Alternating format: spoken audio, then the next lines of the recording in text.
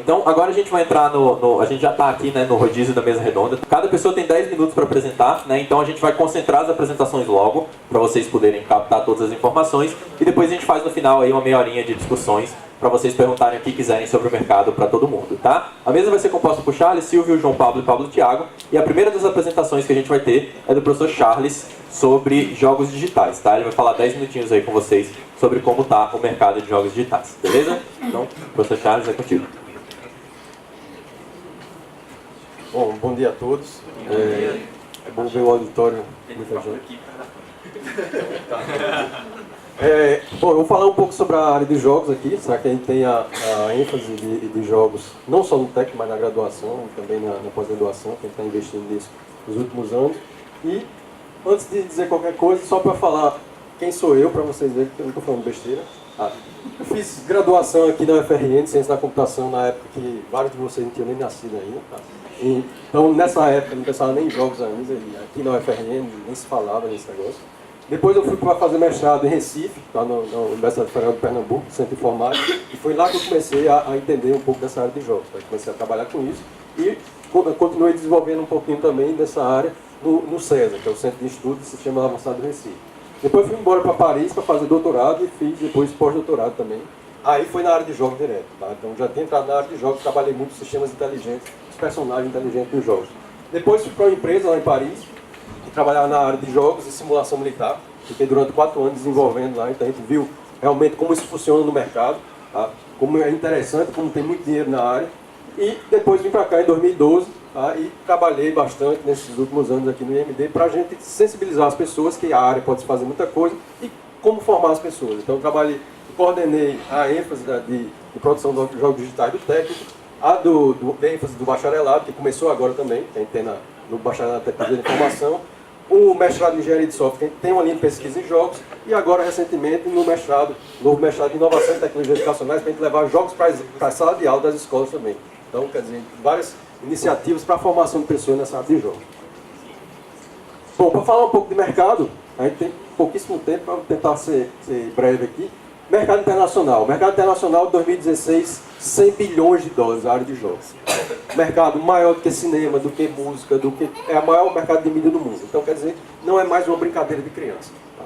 Isso aqui há 15 anos atrás, para dizer, não, o jogo é para um menino de 14 anos que joga atirando em todo mundo. Tá? Hoje não, hoje você tem um jogo dentro do hospital, você tem um jogo dentro da escola, você tem um jogo dentro, onde você quiser, as pessoas podem jogar e com diversos objetivos diferentes.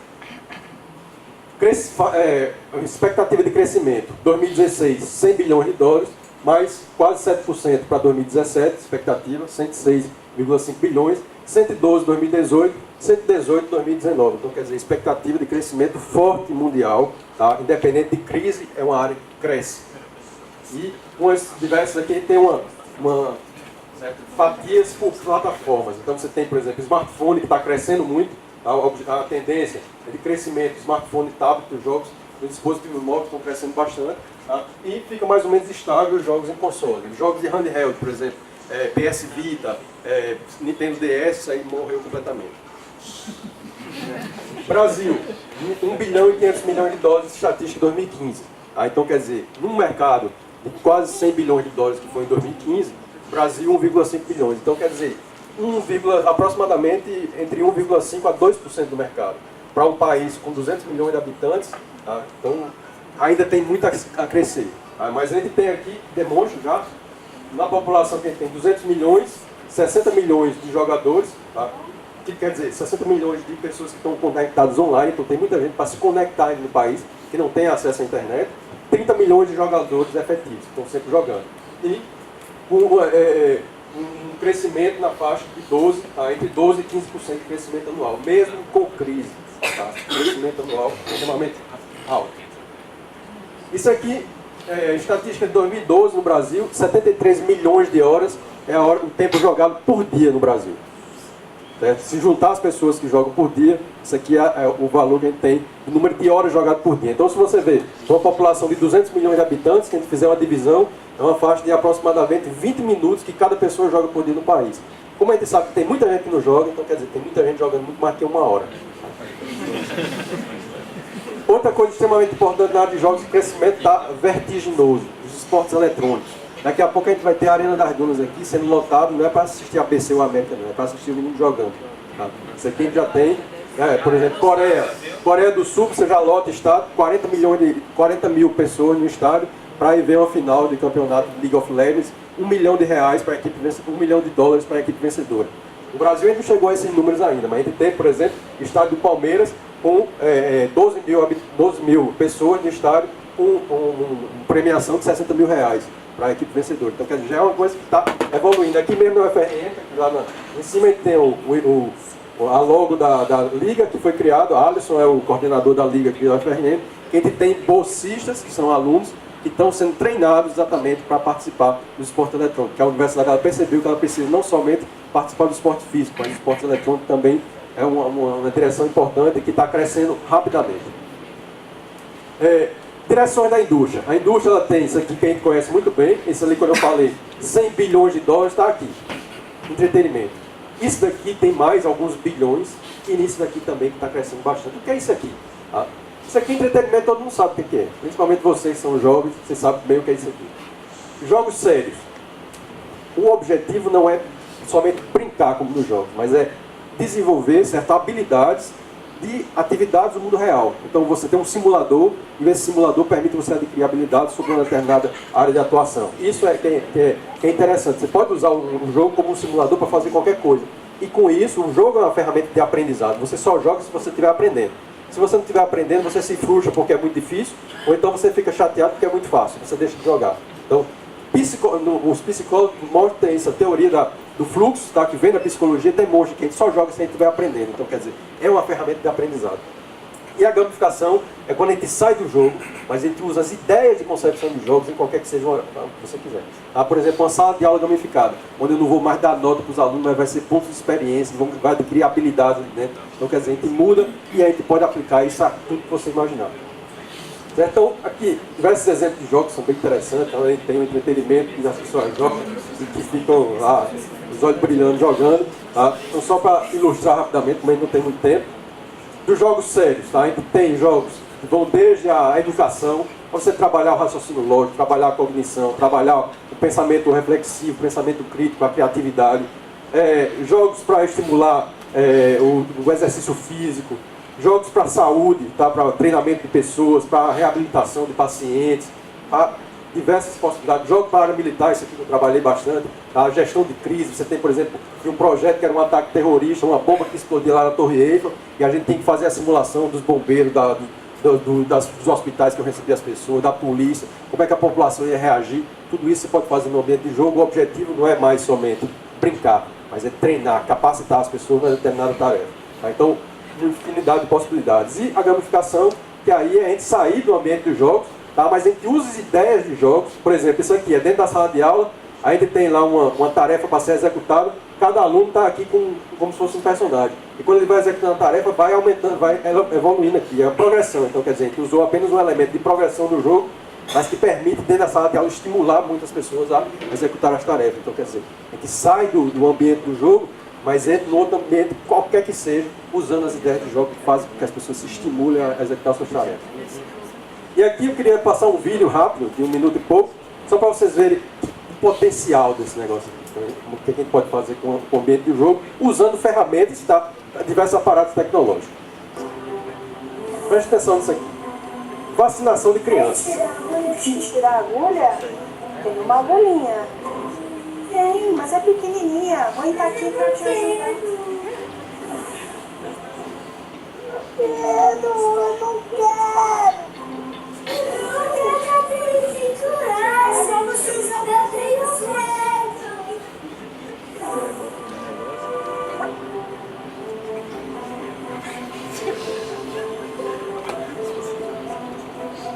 Tudo bem, Luigi? Você gosta de super-herói?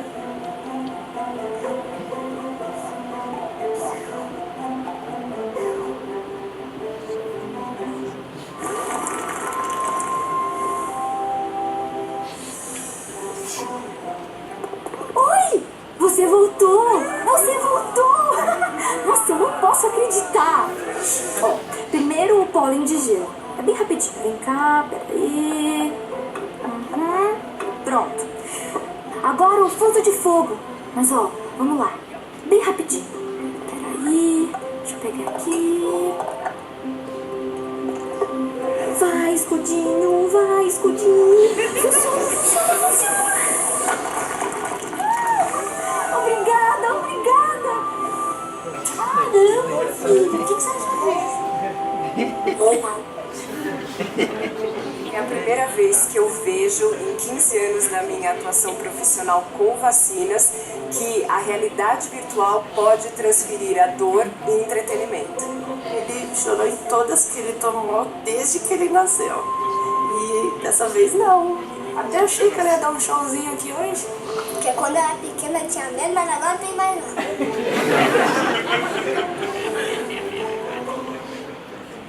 Vocês imaginam agora o potencial que existe nesse tipo de ferramenta. No cenário do jogo, que vê um personagem, você voltou, quando diz você voltou, a criança já começa a arrepiar. Aí diz, agora vai ter um gelinho, aí passa o algodão, tá, beleza, o negócio um gelinho. Agora vai esquentar e tá o foguinho, tá papicolando. Eu tô dentro do cenário ali, tô nem... Imagina um negócio desse. Então o que é que precisa? Você dá uma apresentação. Então, o que é que a gente precisa para fazer com que essa área seja levada para tudo que você imaginar e que faça com que as pessoas modifiquem o comportamento, porque isso aqui é uma modificação do comportamento não forçada, porque se você fosse com uma agulha para a criança, ela ia lá, ia chorar, ia ser um negócio extremamente forçado. Aqui você modificou o comportamento da criatura sem forçá-la de jeito nenhum. Isso aqui, você imagina a quantidade de coisas que a gente pode fazer dentro da sala de aula, dentro do hospital, dentro onde você quiser. Usando uma ferramenta interativa e usando os aparatos tecnológicos. Aqui foi um exemplo com óculos de realidade virtual, mas poderia ser outra coisa qualquer. Tá? Mas você usa esses ambientes que estimulam muito os jovens atualmente, tá? As crianças de hoje, e fazer com que a gente mude a realidade. Então o que é que a gente precisa muito nessa área? Até esqueci o microfone. O que é que a gente precisa muito nessa área? Criatividade, a gente precisa de gente criativa. Certo? De pensar em problemas e a partir de problemas identificados, encontrar formas simples, mas que têm um potencial enorme. Tá? Então, criatividade, assumir risco, não ter medo de errar, porque a gente só faz as coisas sem não tiver medo de errar. Foco, objetivo, tá? Determinação, resiliência, não desistir na primeira dificuldade. Trabalhar em equipe, isso aqui você só faz se trabalhar em equipe, uma pessoa só não faz desse jeito. Tá? Tem que trabalhar em equipe com as diversas áreas. A área de jogos, a gente precisa de gente da área de design, a gente precisa de gente da área de artes visuais, de computação, precisa de gente da... Pronto, isso aqui precisa de gente dos hospitais, da área da saúde. Então, quer dizer, trabalhar de forma colaborativa e conhecer pessoas para que você possa disseminar as suas ideias. Tá?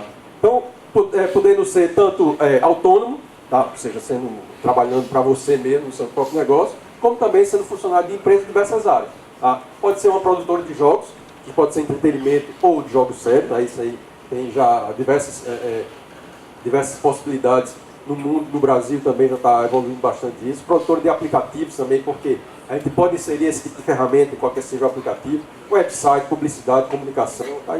Instituição de ensino, a gente vai ter cada vez mais. Agora mesmo a gente está tentando, desde o ano passado, a gente está montando parceria com a Secretaria de Educação do município de Natal para que a gente leve muito dessas coisas para as escolas. Então, quer dizer, é uma infinidade de possibilidades que vai ser um crescimento muito forte nos próximos anos. Você não tem ideia de como isso vai crescer nos próximos anos, por essa demanda que existe na nova geração e pelos diversos problemas sociais que a gente tem que poderiam ser resolvidos com esse tipo de ferramenta. Tá? Então, obrigado pelo quê?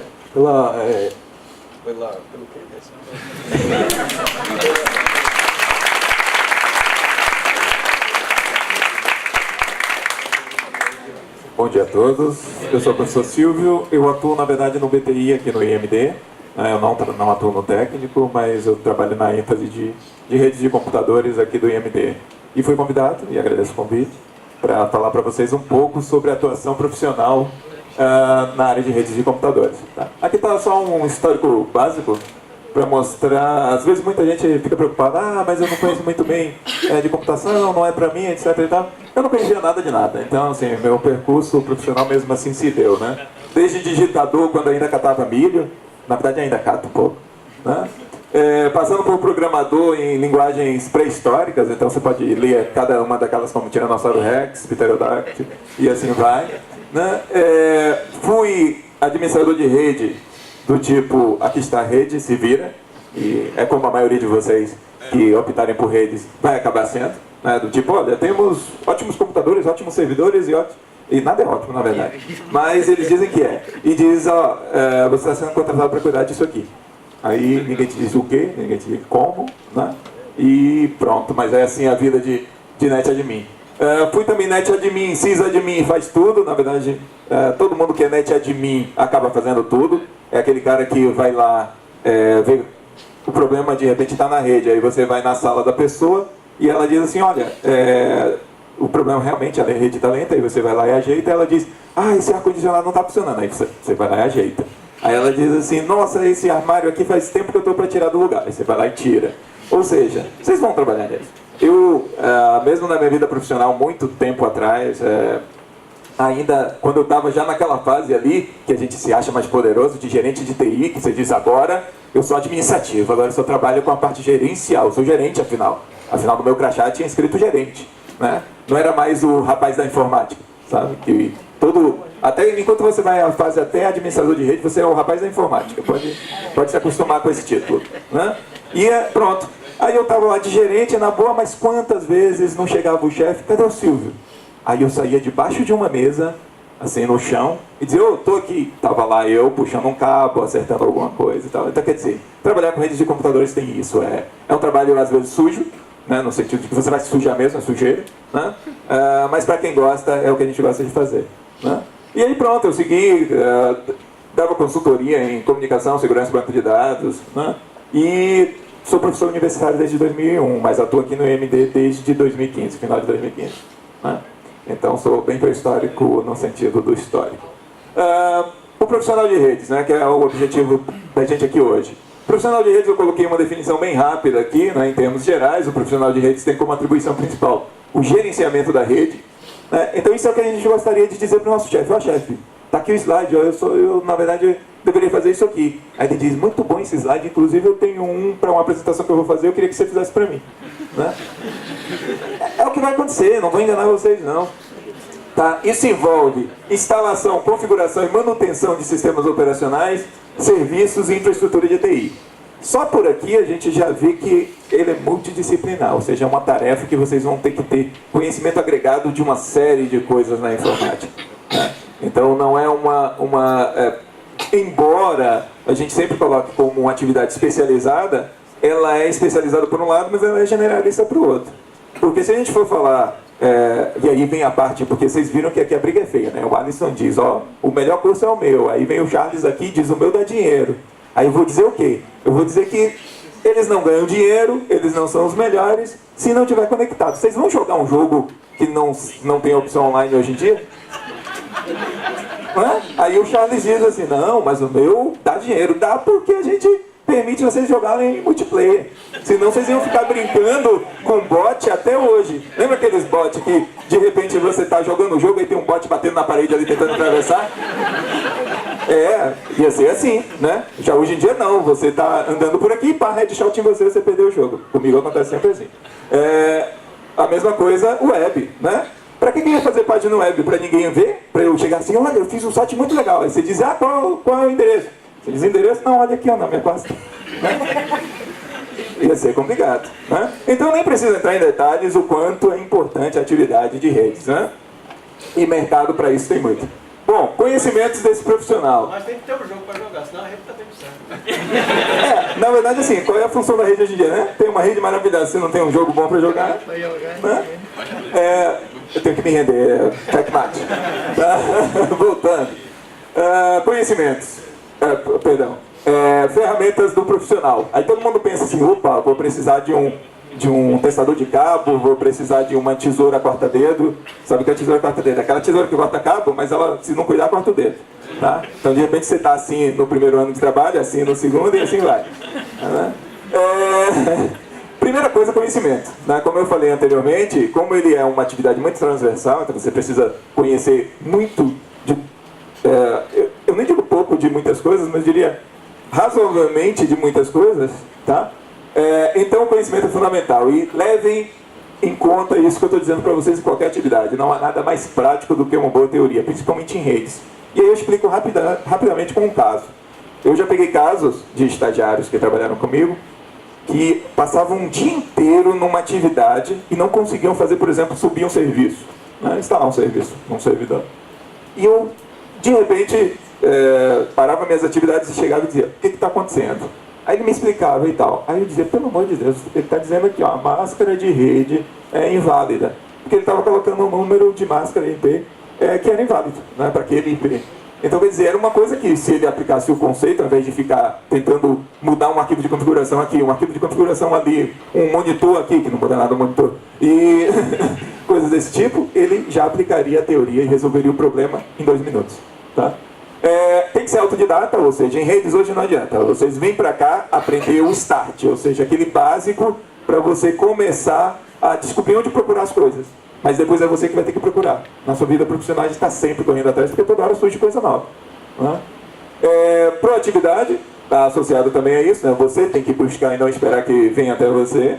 Comunicação, isso é outro problema. Não é comunicação só de dados aqui não, tá? Quando a gente fala em redes, como eu falei para vocês, a gente faz tudo e a gente transita em todos os lugares da instituição. Então, assim, a gente não está restrito ao setor de redes, não existe isso. O setor de redes é onde tem qualquer tipo de comunicação, é o setor de redes. Então você fica entrando de sala em sala, fala com pessoas e você tem que desenvolver essas habilidades de inter-relação pessoal. Ética e moral, porque obviamente, como a gente trabalha em redes, as informações passam por ali e muitas vezes informações sensíveis, então a gente tem que ter um código moral e ético condizente, tá? Paciência, porque em redes às vezes um problema que você diz: ei, esse problema rapidinho, aí liga para casa e diz: ó, já estou chegando. Aí depois na madrugada você diz: ainda estou aqui, né? Então acontece muito isso. Trabalho em equipe, porque você não mantém uma rede sozinho, né? E disposição, você tem que querer fazer isso, tá? Certificações sempre são importantes, né? Além dos cursos que vocês já fazem, né? Hoje tem 2 vertentes, eu não coloquei aqui, uma outra, que são os cursos online, que você pode complementar a sua formação, né? Porque como é uma área muito técnica, repito, o que você aprende na universidade são as bases. Então, assim, se você diz: ah, mas eu vou trabalhar agora com um roteador da IBM, então provavelmente você vai fazer um curso voltado para aquele roteador, para aquele conjunto de equipamentos daquela empresa, né? Então os cursos online ajudam muito nisso. Mas tem as certificações, né? Então, dependendo do tipo de projeto que você se envolva, muitas vezes exigem uma certificação, que é basicamente comprovar que você conhece de fato aquele conjunto de equipamentos ou de um fabricante específico. Como vocês podem ver, está sempre associado a um fabricante, né? Eles exigem, claro, um investimento alto, tá? Essas certificações hoje são algumas muito caras. Onde trabalhar? Em redes em qualquer lugar que esteja conectado, ou seja, qualquer lugar que necessite comunicar, vocês vão ter emprego. Então aí, independente de tamanho da empresa, independente do segmento, se é público, privado, etc. e tal, né? Aí tem algumas oportunidades que hoje estão bem em alta, né? Primeiro, redes de acesso para telefonia, e aí a gente tem todos os Gs ali, né? Então você tem 3G, 4G, 5G, a gente pode colocar até mais que deve vir por aí. Data Center e Cloud Computing, né? Que é a questão da virtualização, virtualizar tudo, que a gente viu com o professor Aloysio hoje, né, quando ele falou, que a questão da virtualização é aquela coisa. Antigamente tinha-se aquela ideia de que preciso de um servidor web, compra uma máquina, né? Então investia naquela máquina. Aí preciso de um servidor FTP, compra outra máquina, faz outro servidor FTP. O problema disso, se você parar para pensar, o fato de eu comprar uma máquina para cada coisa, em princípio não é grande problema. Só que tem a questão da utilização de recursos. Muitas vezes eu comprei uma máquina potente para um FTP naquele momento, e de repente todo mundo deixou de usar FTP. Então eu estou deixando um recurso numa máquina que eu podia estar aproveitando, por exemplo, no meu servidor web que está precisando de mais recursos. Só que eu não podia chegar lá e tirar fisicamente. Então quando eu passo para uma virtualização, eu tenho um data center, onde eu tenho todos os recursos como um só, e vou segmentando e vou aumentando, diminuindo com aqueles blades, por exemplo, né? O que eu estou fazendo é justamente isso. Eu estou permitindo que, de repente, eu diga: agora meu servidor FTP não precisa de tanto, então reduz os recursos dele e joga esses recursos aonde? No servidor web, por exemplo, tá? E isso é muito simples, por quê? Porque eu não tenho que interagir fisicamente, né? Tá tudo num lugar só, eu só virtualmente aloco recursos para um lado e para o outro. Tá? Isso está muito em moda hoje em dia. Redes sociais, que a utilização só aumenta. Né? Então hoje, para quem trabalha em redes, focar em tecnologias voltadas para a comunicação em redes sociais é realmente um segmento que vale a pena. Redes óticas, né? Que o mercado sempre atualmente tem interesse extremo por questões óbvias, e vocês vão ver no curso as propriedades das comunicações óticas, né? Ela é inerte a ruído, quer dizer, ela é imune a ruído, então alcança altíssimas velocidades, né? Não é tanto que todo mundo queria ter hoje em casa uma conexão de fibra ótica, né? E as redes estão começando a colocar, as operadoras estão começando a distribuir isso aqui no Brasil só agora. Internet das coisas, que a gente já falou, que é levar ao extremo a ideia de redes, né? Ou seja, é você pensar que tudo pode estar conectado, tudo mesmo, e por isso o nome Everything, né? Por isso o IoT, o Internet of Things, ou coisas, porque deixou de ser só internet dos computadores, passou a ser internet do seu relógio, internet do seu celular, internet da sua geladeira, internet do seu sapato, internet sabe Deus do que vão inventar. Tá? Bom, meta salarial. Né? Eu tirei aqui ontem, então quer dizer atualizado, do Cine, tá? Só para dar uma perspectiva da média salarial. Aqui no mercado do RN, eu confesso que eu não tenho dados específicos para dizer para vocês se está realmente nessa faixa ou não. Tá? Até porque varia muito na área de redes. Depende muito. Porque quando você fala em redes, como eu falei, dificilmente você tem uma empresa cuja função principal dela seja redes. Né? Normalmente, redes atua como uma função secundária, uma função de apoio para outras empresas. Então, é a empresa de jogos que precisa de um administrador de redes, é o Tribunal de Justiça, enfim. Aí vai depender muito, vai variar bastante. Mas aqui é só para vocês terem uma ideia. Se paga relativamente dentro dessa média que a gente viu, inclusive em outras ênfases aqui. Tá? Bom, como são 10 minutos, acho que até ultrapassei, mas tentei dar uma ideia rápida do profissional, mas qualquer dúvida eu posso tirar quando a gente estiver aqui na mesa redonda. Né? E para aqueles com a vocação para técnicos em redes como esse menino, né? Sejam bem-vindos à ênfase de redes. Tá? Eu encerro aqui, muito obrigado pela atenção.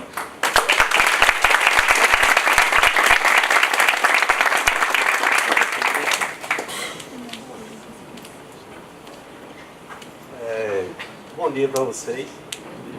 Diferente dos dois antes que vieram de mim, eu não sou professor, eu sou técnico. Vou falar mais um pouco para vocês aqui. Aí eu queria, como uma apresentação diferente da deles, em relação à experiência profissional e acadêmica, eu tenho essa cara de velho, mas eu sou da idade de vocês, da faixa etária de vocês. Como vocês podem ver, eu terminei o curso de eletrotécnica em 2012. Vê se o desligou. Pronto. Eu terminei o curso de eletrotécnica em 2012. Então eu quero trazer para vocês a ideia de que vocês estão no início da carreira acadêmica de vocês, no início da carreira profissional. Então eu queria dar só uma experiência minha, também da idade de vocês, do caminho que eu preferi seguir. E eu vou mostrar um pouco para vocês hoje do mercado de automação aqui no Rio Grande do Norte, no Brasil, então eu foco nisso. Bem, eu fiz o curso de eletrotécnica em 2012. Assim que eu terminei, eu entrei no curso de engenharia elétrica, estou terminando agora também. E paralelo, eu entrei na CAER, eu sou técnico em eletrotécnica da CAER. Eletrotécnica só no crachá, mas lá eu sou técnico em automação. Eu sou responsável pela automação de todos os sistemas de Natal. Então, a primeira dúvida que eu, quando cheguei no mercado profissional, eu tive: poxa, vou trabalhar com automação, mas eu não sou técnico em automação.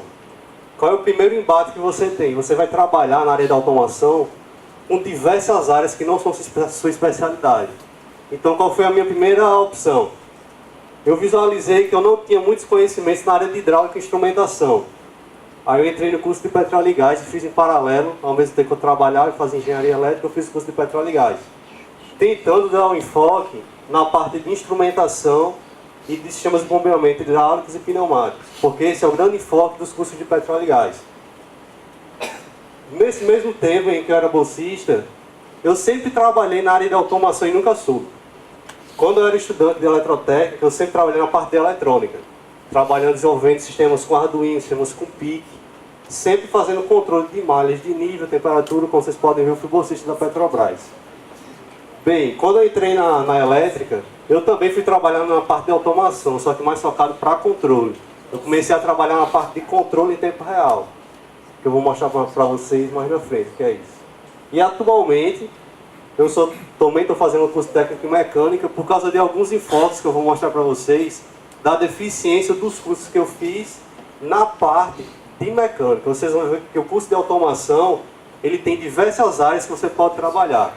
Como eu trabalho na CAERN, com a companhia de água e de saneamento, nós temos um enfoque muito grande na parte de hidráulica. E o curso de mecânica me dá uma boa base para isso. Bem, voltem rapidinho. Só para falar um pouco para vocês de atividade do técnico de automação em uma empresa. Lá na CAERN, se vocês forem olhar, cada item desse que eu coloquei é basicamente uma disciplina do curso de automação. Lá a gente trabalha com automação de sistemas, instrumentação, o desenvolvimento do sistema supervisório. Lá, inclusive, a gente usa o sistema supervisório que a Eduardo falou, que é o SCADA BR. E acreditem no que ele disse, no que eu vou dizer. É uma luta você implementar sistemas de software de código aberto, gratuitos, em empresas públicas e privadas. Porque eles têm a ideia de que você tem que entregar um sistema funcionando muito rápido. E para você desenvolver, especificamente para determinadas empresas, por exemplo, um sistema aberto desse, você vai demorar algum tempo. Então, enquanto vocês estiverem fazendo o curso de automação aqui, vendo a parte do sistema supervisório, aproveite a oportunidade para começar a desenvolver já no seu curso técnico, porque quando você chegar lá, você vai desenvolver com maior facilidade as implementações. A gente trabalha com controle de processos, redes industriais e eficiência energética. Vou passar. Mais na frente eu vou dar uma base de como está aqui hoje no Rio Grande do Norte, esse mercado. Bem, aqui só resumindo as atividades básicas de um profissional de automação industrial. Ele trabalha no projeto e gerenciamento da instalação e uso de sistemas automatizados. O que é isso? Quando você vai chegar numa empresa para fazer automação, você vai encontrar nada. Muitas vezes você vai encontrar sensores medindo temperatura, sensores medindo nível, mas não vai ter a comunicação desses sensores com elementos controladores. Então, basicamente, o que você vai fazer é projetar e vai gerenciar a instalação da interconexão desses equipamentos com elementos controladores e sensores. Automação comercial. Como já foi falado aqui, a parte de automação comercial, ela está começando a ficar forte porque os grandes centros comerciais, eles estão abrindo os olhos para os benefícios que a automação pode trazer. Redução de custos, eficiência, tudo isso vai trazer recursos financeiros, que é o que eles visam, na maioria das vezes. O desenvolvimento de interfaces e sistemas supervisórios. Você também pode trabalhar desenvolvendo sistemas supervisórios. Lembre sempre, do mesmo jeito que tem a ênfase de desenvolvimento web, que você vai desenvolver sites, a parte de automação você desenvolve sistemas supervisórios. Do mesmo jeito que você tem um ambiente gráfico. Quando você acessa o site, você vai ter um ambiente gráfico para poder controlar a sua planta. Para você poder acionar um motor, para você poder ligar uma bomba, para você poder visualizar o nível de um reservatório. Você vai poder trabalhar no desenvolvimento desses ambientes também. A programação que é usada geralmente é o Java e suas variantes. E hoje, com a indústria 4.0, uma coisa que está chegando muito forte em todas as indústrias, é a visualização e extração de conhecimento dos dados obtidos. Hoje em dia não adianta mais você pegar sensores de temperatura, sensores de nível, sensores de pressão, como a Eduardo tinha falado, são as principais variáveis, e ter informação na tela. Hoje em dia isso não é mais suficiente. Hoje em dia, o técnico de automação também trabalha na interpretação desses dados. E foi por causa dessa dificuldade na interpretação dos dados que eu fiz aqueles cursos que eu mostrei para vocês, de petróleo e gás e de mecânica. Porque você passa a entender melhor o funcionamento físico do sistema de automação que você está implementando. Você passa a ter conhecimento de hidráulica, você vai conseguir conversar melhor com profissionais de outras áreas, pessoal de engenharia química, pessoal de engenharia civil. Quem trabalha com automação, ele trabalha com diversas áreas. Então ele vai ter que ter a capacidade de se comunicar em linguagens diferentes. Aqui eu trouxe algumas notícias, só para mostrar a questão da evolução que a Eduardo havia falado. Eu tentei colocar as datas para vocês poderem visualizar algumas evoluções. Ali em cima a gente tem a notícia do ano 2000. Automação. Sistemas cortam custos e ligam fábrica à diretoria. Bem, o início da implementação de automação visava basicamente você cortar custos. Você tinha uma linha de produção, você queria tirar um operador de uma máquina ou 10 operadores de uma máquina. Você implementava um controlador, queria substituir esses 10 operadores.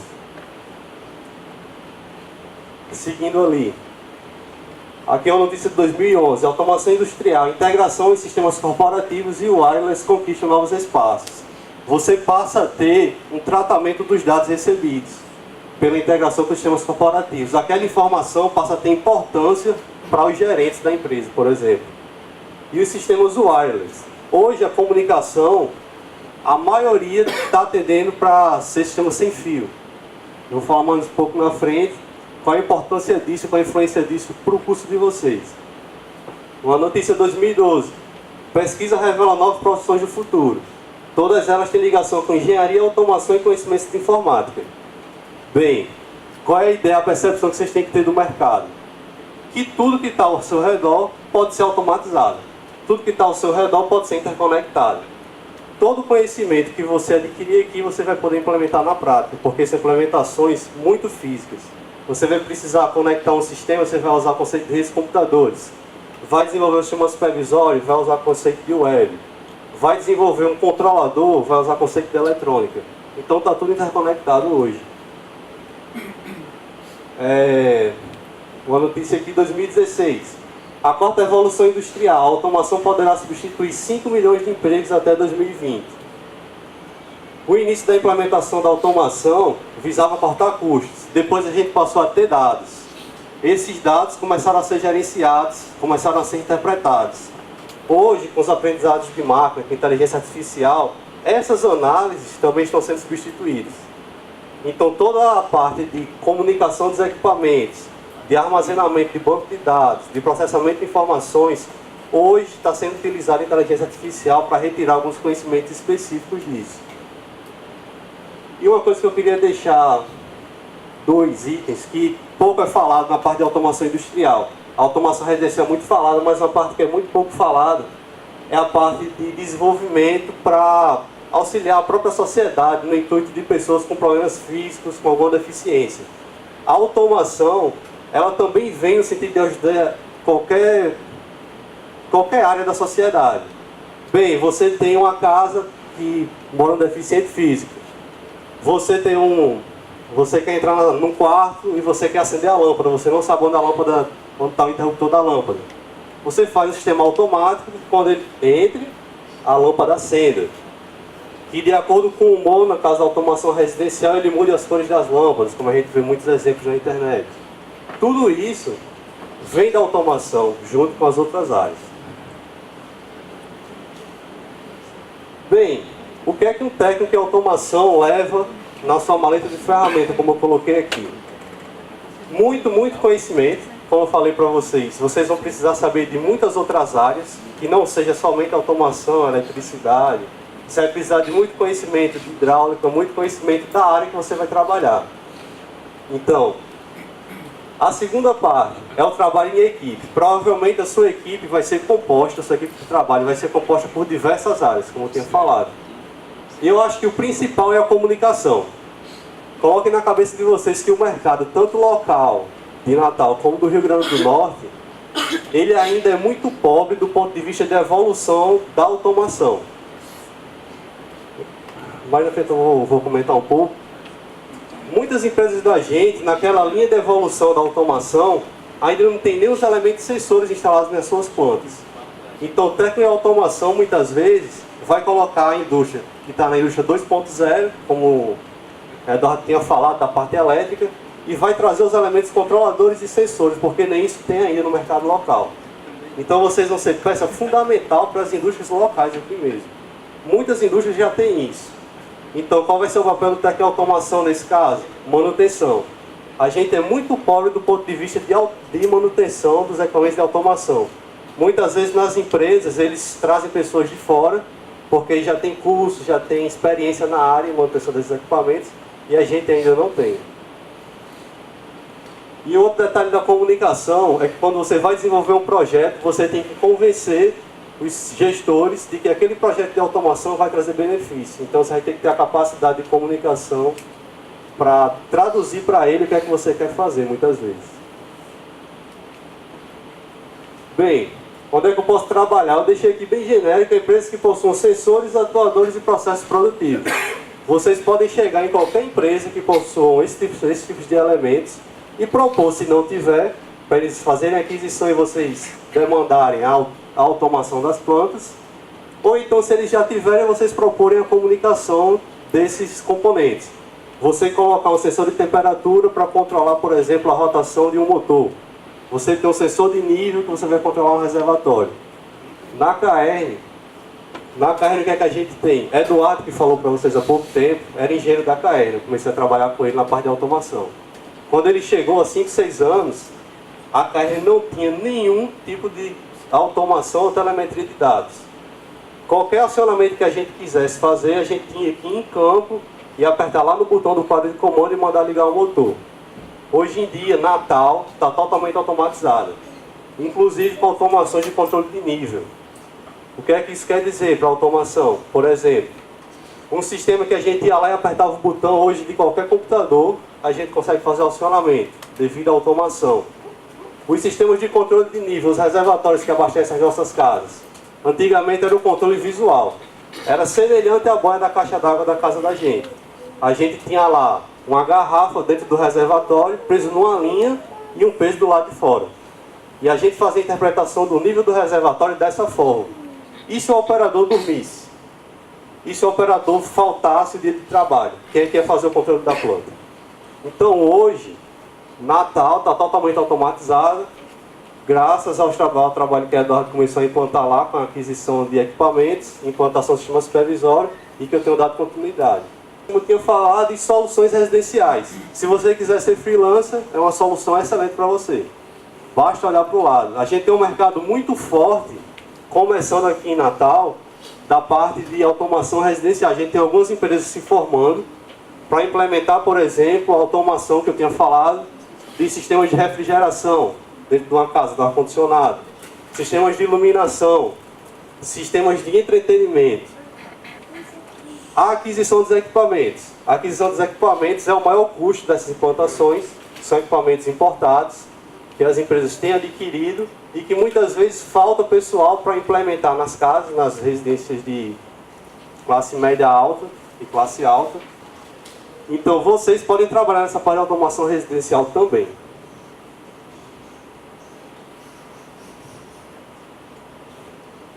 Mercado de trabalho local. Paulo e Thiago também trabalham na parte de automação, a gente pode comentar na mesa redonda, eu vou passar isso aqui bem rápido. Mas como eu tinha falado, quando você vai pesquisar automação, você sempre recai naquela história de automação nas fábricas automobilísticas. Automações muito avançadas. Mas sempre lembre que vocês, se vocês querem trabalhar no mercado local, vocês têm automações muito simples que podem ser implementadas. E foi o que eu quis colocar ali com aquela informação da bagagem. A época de ficar abrindo e fechando válvulas manualmente, ou descendo um sabão amarrado em um fio para medir o nível do tanque, já se foi. Já se foi para os grandes mercados do Brasil. Mas na maioria dos estados, na maioria das empresas, como eu tinha dito a vocês, 5 ou 6 anos atrás, a gente ainda tem um sabão amarrado em um fio para medir o nível do tanque. Então vocês vão ser fundamentais para a implementação da automação nesses sistemas novos. Salário. Ganha dinheiro? Ganha. Ganha muito dinheiro. Agora, vai depender muito da sua área de atuação e vai depender muito da sua capacidade de interpretação dos problemas. Porque muitas vezes as empresas têm os problemas e vocês vão ser necessários para chegar na empresa e dizer, ó, eu tenho a capacidade de resolver esse problema aqui fazendo esse tipo de automação. Então, muitas vezes, o que falta para os técnicos em automação e técnicos de áreas próximas é essa capacidade de interpretação do problema. Porque muitas vezes o problema tem que ser detectado ainda. Você nem tem capacidade de pegar o problema e resolver. Primeiro você tem que achar o problema para propor a solução para ele. Substituição de motores, a melhoria de eficiência energética, melhoria de eficiência produtiva, da linha de produção. Tudo isso vocês vão ter a capacidade de interpretar quando terminar o curso e fazer a implementação de melhorias. Faixa salarial. Empresas de pequeno, médio e grande porte. Aqui em Natal, considere o trainee como padrão. O salário aqui em Natal ele gira em torno dessa faixa aí. Para pequenas empresas é nessa faixa de R$ 1.800, R$ 1.900 e para grandes empresas chega nessa faixa aí também. Concursos. Tem muito. Concurso a gente vai ter áreas de atuação muito próximas. Então muitas vezes uma vaga de um técnico em automação ele vai ser correlata com técnico em eletrotécnica, com técnico em eletrônica. Então os concursos dessas áreas voltadas para a eletricidade, para a eletrônica e para redes industriais, muitas vezes, ela é habilitada para tanto técnico em automação, como eletrotécnica, como eletrônica. Então você vai ter muitas vagas de emprego disponíveis. Bem, era isso que eu queria falar para vocês. Na mesa redonda, qualquer coisa vocês podem discutir com a gente.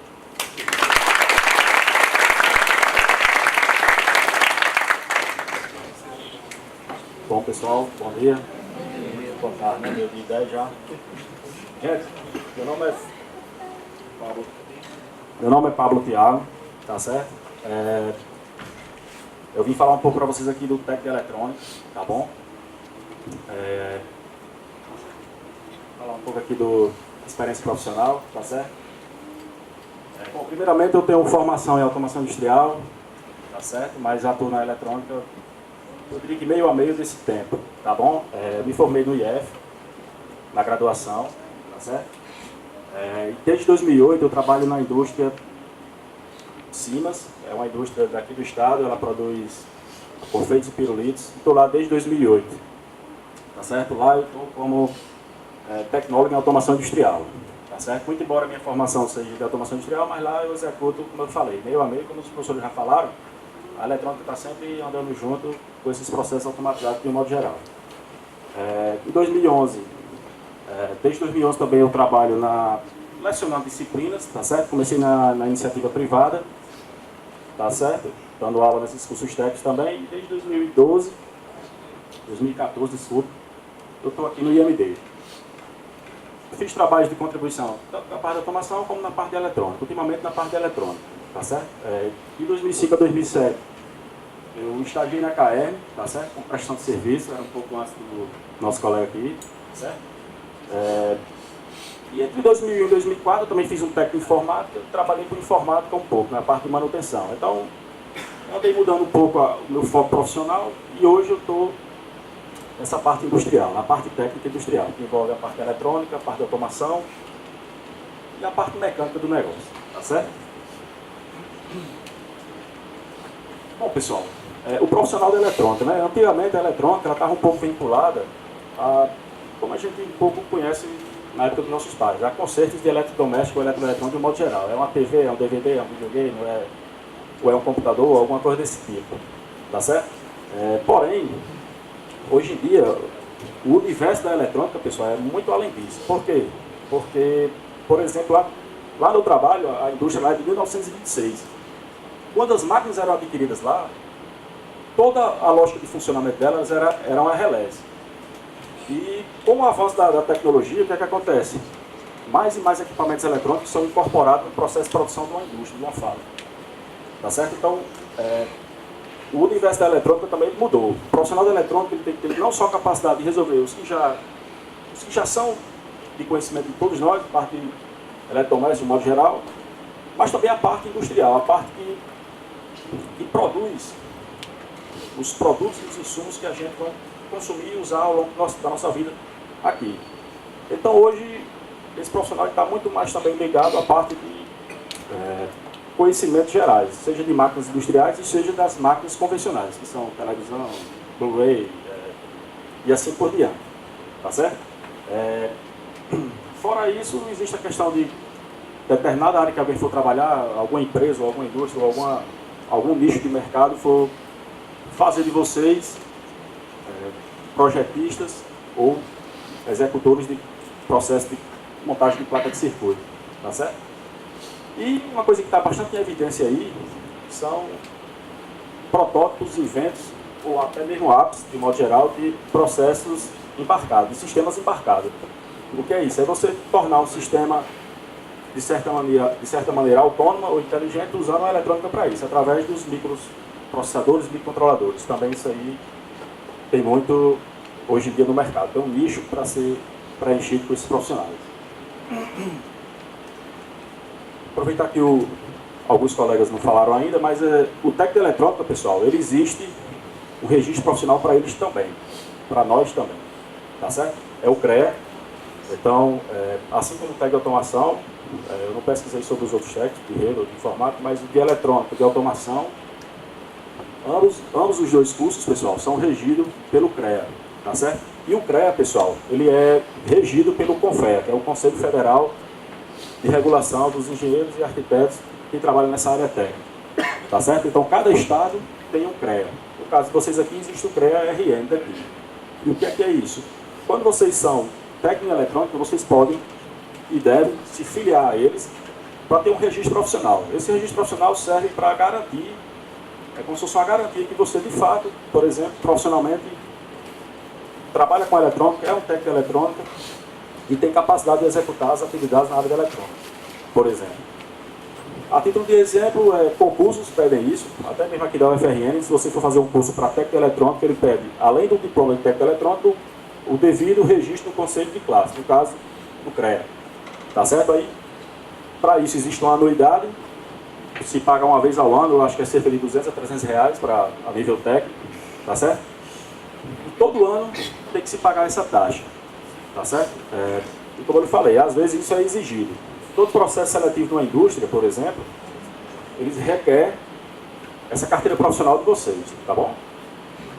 E dentro desse sistema do CREA, na resolução 262, tá certo? Existem as competências do técnico de eletrônica. O que é que ele pode fazer, o que é que ele deve fazer e assim por diante. Então, assim como o técnico de automação, o técnico de eletrônica também é regido pelo conceito de classe, que no caso é o CREA, tá bom? Bom, mercado de trabalho. Gente, profissionalmente eu fui moldado na indústria privada. Gente, a indústria, pessoal, o principal fator produtivo dele é o produto que ele vai vender. Então ele trabalha por meta de produção na indústria, onde em nenhum momento uma máquina não pode parar, um produto e algum insumo não pode faltar, e assim por diante. Então, os profissionais de cada área de vocês, a indústria mexe um pouco com tudo, tá certo?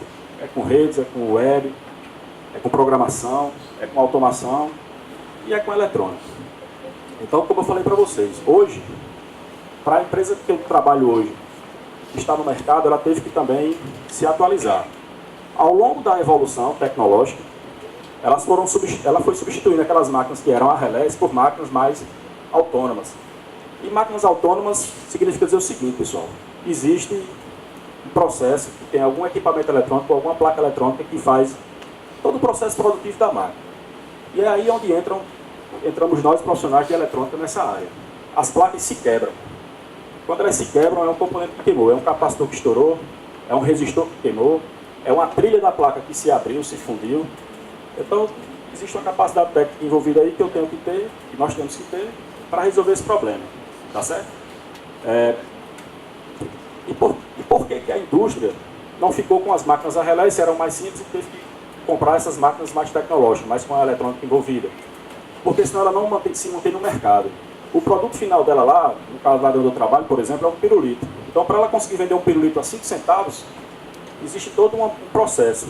Tempo de produção, rendimento de produção, velocidade de produção, e só quem consegue fazer isso são as máquinas atuais. E para mexer na máquina atual, existe a qualificação. Só uma pessoa bem qualificada consegue mexer nessas máquinas que são e fazem parte do processo produtivo. E lembre-se, do ponto de vista industrial, eu trabalho na indústria que é o ramo alimentício, mas do ponto de vista industrial, o fator produtivo é o fator que vai preponderar sobre todos os outros. É a produção. Em hipótese alguma, a meta de produção não pode deixar de ser atingida. Se ela deixou de ser atingida, foi por algum fator. É uma falta de uma peça, é uma peça que queimou, é uma falta de um componente. E vocês têm que estar devidamente habilitados e prontos para atender. Tá certo? O professor do técnico de automação ele mostrou uma frase interessante. Hoje em dia, pessoal, o que o empresário quer lá, de qualquer segmento, até uma equipadora de carro que vai botar um rastreador veicular, o que ele quer de vocês, como técnico eletrônico, substancialmente e principalmente, é um cara que resolva. Tá certo? Resolva. Ele não quer jamais pegar um fabricante de uma máquina e trazer para cá, porque isso o custo é 10 vezes maior. Então ele prefere pagar um profissional, técnico eletrônico, para resolver a demanda dele e os problemas dele. Tá certo? Então o que o mercado de trabalho vai exigir de vocês é, digamos assim, potencial para resolver problemas. E resolver problemas, alguns são fáceis e outros nem tanto. Mas o que vai determinar de vocês a capacidade de resolver um problema ou não é a perseverança, o conhecimento, é ir atrás das coisas, é a criatividade, como alguns já falaram, e assim por diante. Tá certo? E do ponto de vista local, eu acho que existem algumas indústrias e alguns segmentos que se podem entrar como técnico eletrônico. A automobilística, hoje em dia, pessoal, esses carros, mesmo os populares, todos eles têm uma central eletrônica, onde requer de vocês um profissional de eletrônica, principalmente esses fabricantes de revenda autorizadas, para fazer a manutenção nos carros dela, seja em um carro popular ou até um carro mais sofisticado, como o fabricante Audi, Land Rover e assim por diante. A indústria alimentícia é a indústria que eu trabalho, tá certo? Então, é um dos segmentos, existem outras aqui no estado, existe a Esterbon, a Coca-Cola e assim por diante, tá bom? A biomédica hoje é uma área também extremamente em desenvolvimento, né, gente? Essa questão da eletrônica envolvida em home care de pacientes, por exemplo. Existe uma eletrônica muito forte ali e que também há um nicho de mercado para cada um de nós, cada um de vocês. Mas lembre-se, esses sistemas, todos eles vão exigir de vocês capacidade, conhecimento, poder de resolução, tá certo? E etc. As ferramentas profissionais. Bom, eu botei aqui um pouco trivial, porque se a gente for mexer também com a parte que a gente já conhece, televisores, etc., precisa disso. É uma bancária de solda, instrumentos de medição, como alguns já falaram, ferramentas de simulação e software de programação. Em todos esses, pessoal, em todos esses itens aí, vocês necessitarão de algum momento, em alguma parte desses equipamentos. Por quê? Para desenvolver o produto final de vocês, seja para conserto mesmo ou até mesmo para confecção. Uma coisa que eu não coloquei aqui foi a parte mais voltada à questão da automação, que o professor já falou, tá certo? Salário. Bom, pessoal, salário é o grande dilema de todo mundo que quer ingressar no mercado de trabalho, tá certo? O início ele não é bom, às vezes não é fácil, não é estimulante, mas acredite, até por experiência própria. Cada um de vocês, em qualquer área que vocês estiverem, gente, tente desenvolver uma arte, tente desenvolver um conhecimento naquilo, principalmente, isso é o mais ideal, naquilo que ninguém talvez queira mexer porque seja difícil, seja pesado, seja complicado, seja demorado, mas tente desenvolver uma arte. E faça dessa arte algo para o seu sustento, seja como financeiro, qualidade de vida, conforto, qualquer coisa. Mas é imprescindível que vocês desenvolvam uma arte. A indústria, ela mexe um pouco de tudo, é um universo muito grande. Desde o sistema de solda, gente, na parte técnica, até a parte eletrônica, de modo geral, envolve de tudo. Dentro de todos esses eixos, existem as partes mais simples, existem as partes mais medianas, existem as partes mais complexas. A parte mais simples, pessoal, o empresário lá ele não vai pegar o técnico de eletrônica. Por quê? Porque, teoricamente, ele acha qualquer profissional para resolver o problema dele. A parte mediana, ele já... sei lá, um técnico recém-formado ou um cara com bastante experiência consegue resolver. Agora, os problemas mais complicados, não. Eles, literalmente, pessoal, é aí onde entra a arte que vocês têm que desenvolver na área de vocês. A parte mais complicada é aquela parte que nem todas as pessoas conseguem mexer, nem todas as pessoas sabem mexer, nem todas as pessoas têm o conhecimento para mexer. Só quem tem uma qualificação é quem talvez desenvolva a solução do problema. E é aí onde vocês tentam, do ponto de vista financeiro, angariar salário. Seja um salário bom, seja um salário na média, sejam salários iniciais. De maneira que essa progressão salarial aqui também eu peguei do Cine, tá bom? E é a média inicial, isso é uma base, tá bom, pessoal? Isso é uma base do que se pagam aqui na indústria local. Tá certo? Mas é só uma base. Assim como em todas as ênfases. Como estágio também é igual aos demais. É de 500 a 700 reais por 6 horas no máximo. E geralmente é de 6 meses a um ano que uma indústria fica com uma pessoa. Tá certo? Do ponto de vista técnico, quando você já é um técnico, pessoal, existe uma maturação que a indústria também ainda aceita. É de 6 meses a um ano. Ou seja, mesmo você como técnico, você já não vai ganhar mais como estagiário. Está nessa faixa etária aqui, do seu desenvolvimento profissional. E ela espera que você conheça as máquinas delas, o processo produtivo delas entre 6 meses e um ano. Você tem 6 meses a um ano para, como eu falei, pegar a sua experiência, desenvolver uma arte, e toda vez que o fabricante, o empresário precisar de ligar para um fabricante de uma determinada máquina para resolver um problema, você levanta o braço, não pode deixar que eu resolvo. Você vai lá, pega seu ferramental, seu multímetro, sei lá, seu notebook ou qualquer coisa, e acha a solução do seu problema, tá certo? É a troca de um CI, é a troca de um resistor, de um capacitor, ou até mesmo uma melhoria. Ah, não, aqui funciona com diodos. Então eu vou pegar um regulador de tensão, que é um CI, que já vou trocar por todos os diodos da minha placa. Então, envolve muito disso aí, tá certo? E a questão do desenvolvimento prático. Eu botei aqui uma TV desmontada, que é o que a gente tem mais, digamos assim, afinidades com a parte eletrônica, que é, por exemplo, sei lá, consertar eletrodoméstico, eletroeletrônico, de modo geral. E gostaria de enfatizar também o seguinte, pessoal, hoje em dia, esses equipamentos não tem mais nem a questão do conserto de placas, e sim a substituição. Por quê? Porque às vezes a mão de obra não paga os custos com a troca da peça. Tá certo? Dependendo do que for. Então, geralmente hoje na TV, o pessoal, você identifica o problema da TV na fonte, na placa de controle da imagem, ou qualquer coisa desse tipo, você liga para o fabricante já manda uma placa todinha para você. Você vem aqui só e substitui só a placa. Existe um nível de conhecimento, mas não é tanto, porque é mais a questão de substituição de peça. E eu dei outro exemplo, que é um quadro elétrico ali. Aquele quadro elétrico é de uma máquina, de uma caldeira. Observe que nesse quadro elétrico, pessoal, ele envolve algumas áreas, dentre elas a mecânica, a eletrotécnica e a eletrônica. A eletrônica, tem uma plaquinha aqui, ó, que é uma placa eletrônica. Sem essa placa eletrônica, pessoal, a minha caldeira, que vai gerar o vapor, ela não tem como funcionar, não tem como ligar, porque ela pega determinados parâmetros para funcionar. Literalmente, quando eu abro essa placa, vai ter lá o resistor, o diodo, o capacitor, o indutor, e vai ter um CI, que vai fazer o controle de todos esses equipamentos. Então, observe que eu, como técnico de eletrônica, tenho que ter a capacidade de pegar uma plaquinha dessa, abrir ela e ver qual desses componentes estão com defeito. Se é o capacitor, se é o diodo, se é o resistor, e assim por diante. Obviamente, para isso, existem inúmeras ajudas para a gente. Existe o datasheet. Datasheet é um termo usado que é como se fosse o manual do equipamento. Todo CI, existe um nome cravado nele. Naquele nome, eu vou colocar ele lá no Google, por exemplo, lá no fabricante daquele CI, e aquele fabricante vai me disponibilizar o datasheet, o comportamento daquele equipamento. Com base no comportamento daquele equipamento, aí eu vou e coloco um osciloscópio, vejo as formas de saída e vou ver se ele está de acordo com os parâmetros que o fabricante me dá. Se não, significa que ele está ruim. Eu vou lá e faço a substituição.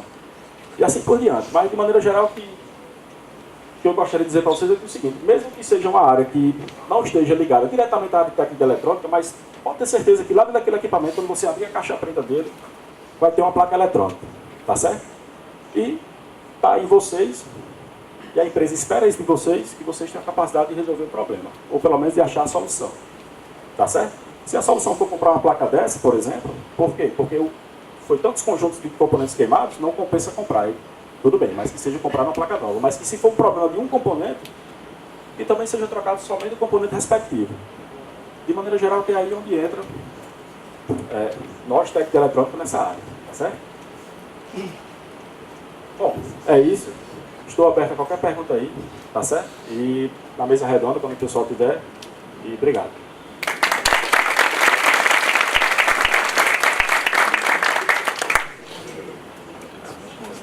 Beleza, obrigado, Pablo.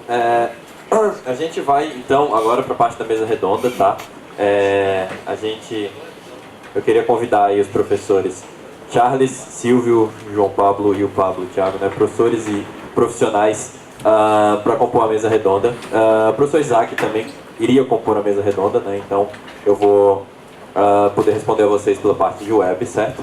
E a gente tem agora esse espaço para que vocês façam perguntas, né, aos nossos participantes aqui de alguma dúvida que vocês tenham ficado aí sobre o mercado profissional, sobre a atuação, sobre o que vocês podem fazer, o mercado local, o mercado nacional aí e o que vocês quiserem saber, certo? Então, eu abro aí para perguntas, vocês podem direcionar a mesa ou a um dos participantes se for uma coisa mais específica, que a gente vai respondendo à medida que vocês forem questionando, beleza? Então, quem quer fazer aí a primeira pergunta?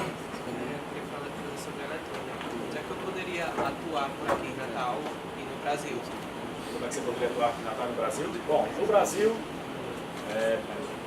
todo bom técnico, todo bom profissional técnico de conhecimento, para que ele consiga ganhar mais dinheiro, geralmente ele tem que estar primeiro disponível para viagem. Então, no Brasil inteiro, mesmo que você resida em Natal, se você for...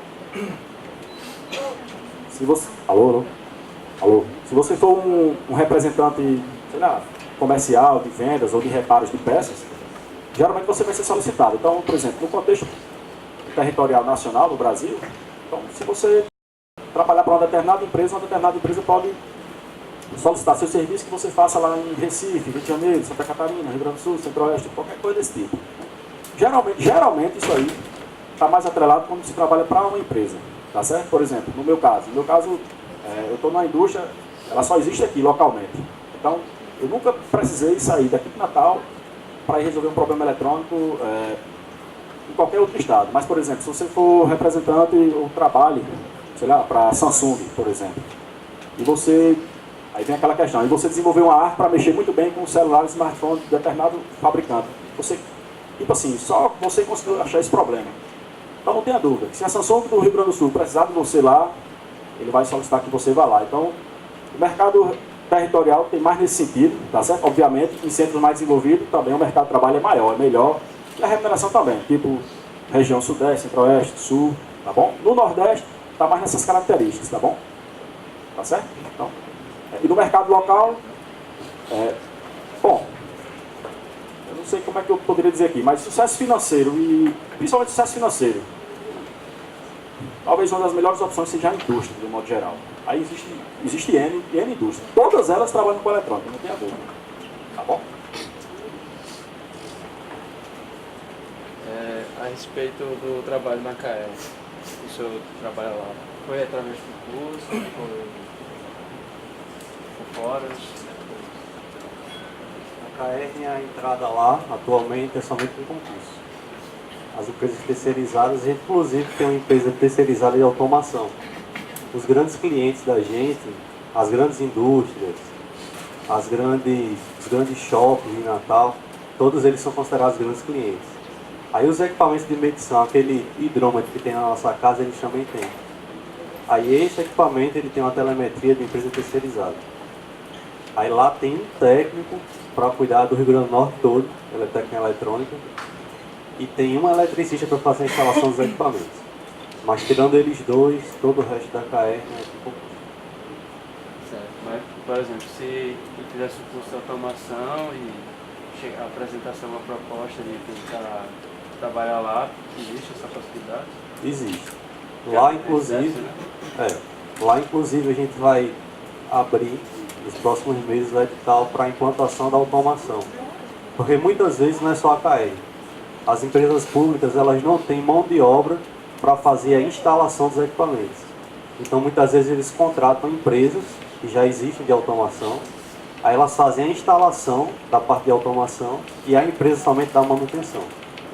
Seria o caso do trabalho por fora, né, que você falou? Da empresa terceirizada. Existe alguma integração do IMD com essas empresas? Na parte de estágio, na hora de encaminhar para o mercado de trabalho? Não, Eduardo tinha comentado, o IMD tem parcerias com as empresas para estágio, mas não com essas empresas. Hoje aqui em Natal acho que só tem 3 empresas que prestam serviço para a KR nessa área próxima de automação. O IMD ele tem parceria para estágio, tem parceria com a KR, com a POSER. Não necessariamente você não pode estagiar nessas empresas. Você pode procurar essas empresas e entrar em contato com elas. Elas com certeza aceitam estagiários.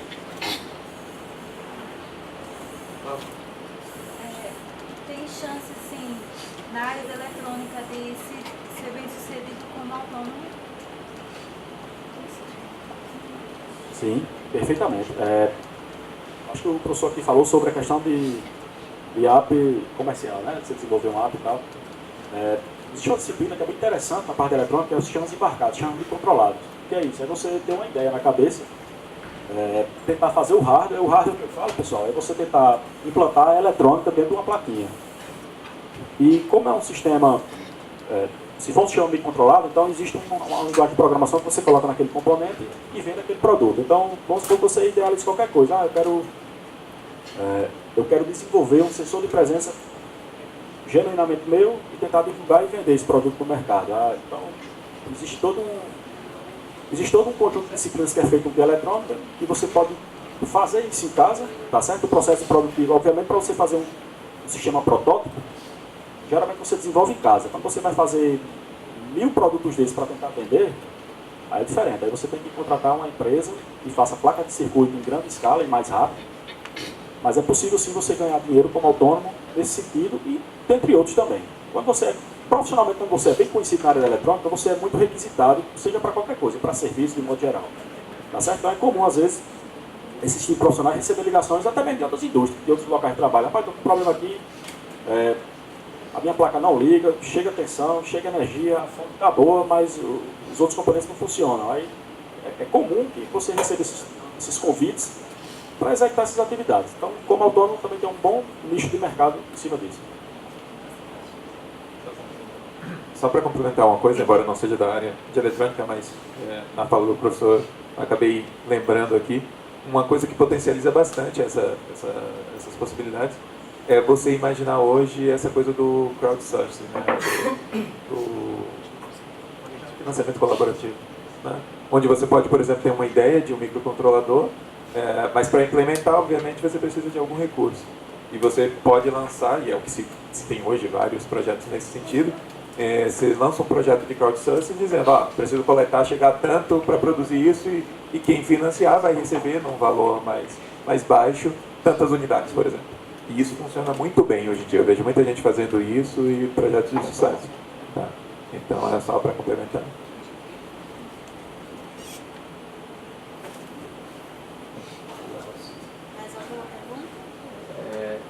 Vocês falaram a respeito da necessidade de conhecimento a mais quanto à automação, porque trabalho com várias áreas em conjunto, né?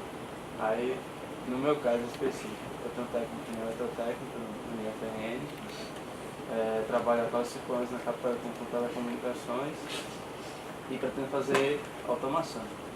Aí minha pergunta é, fazendo esse curso, posteriormente, eu deveria fazer alguma coisa para complementar? É necessário um curso superior? O que especificamente? Uma orientação. Bem, o que eu tinha falado da automação, a questão é a seguinte. Existem níveis de automação quando você vai trabalhar.